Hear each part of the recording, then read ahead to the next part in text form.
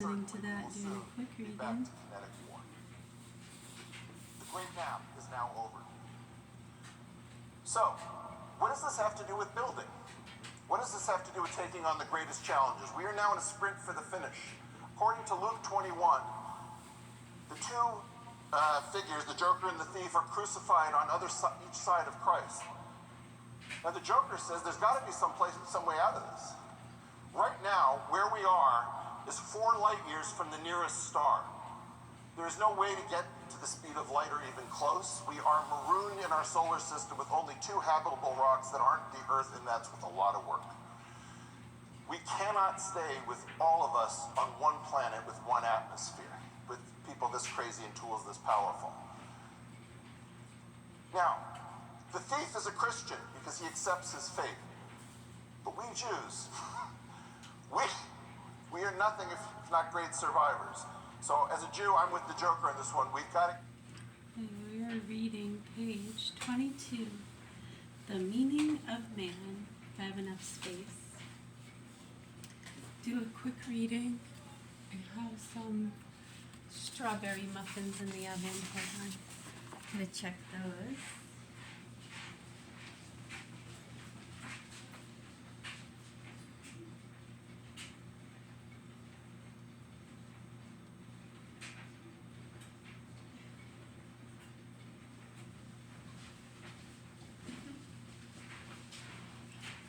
Get my water too.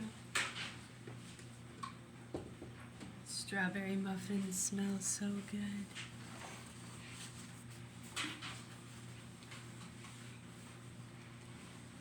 Alright, page 22. Endowing them with a structure and an orientation, he calls to the torrent as it breaks from the foot of the glacier to bound uproariously over the rocks and cry aloud its joy as it leaps and flashes in the sun. He calls to the rose to bloom in its crimson robe and to throw around its beauty this veil of perfume that delights the gods. He calls to the birds to spread their wings to the wind, to soar and to sing, each with a note of its own, from the humble chirping of the sparrow to the pure and liquid plant of the nightingale. Every creature answers the call. They yield to the vital impulse that sweeps them along. They give free way to their own abounding energies, and in this happy obedience, the thing that they seek is their own fulfillment and their own perfection, which for water is to flow, for the roses to bloom, for the bird is to utter its song. More deeply still, it is an image of God they seek in this fruition of their being. It is God Himself whom they seek and find without knowing it. And the stars give light in their watches and rejoice. They are called and they say, "Here we are," and joyously do they shine forth to Him that made them. By all this activity, nature praises God, since her activity is a call and a desire for God, and thus in virtue of its tendency to its own perfection, the whole world is one immense aspiration to God. By that very fact, it is a call to man. We can appreciate better than our fathers could that all things were made for man. Numerous new sciences, unveiling the history of life, invite us to conceive the universe as an immense living creature struggling up towards a more perfect organization, towards a more highly developed nervous system, towards a larger brain, towards consciousness, that is to say, towards man.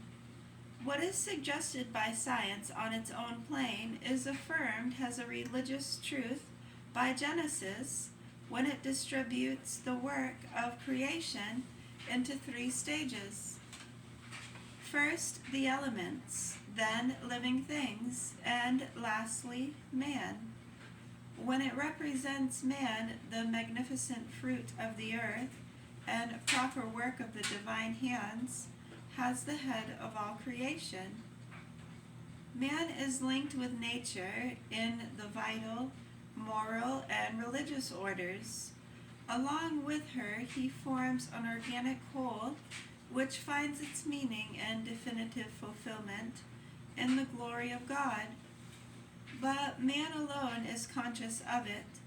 He alone is able to present the world to God in thought and love, and to glorify God through the world.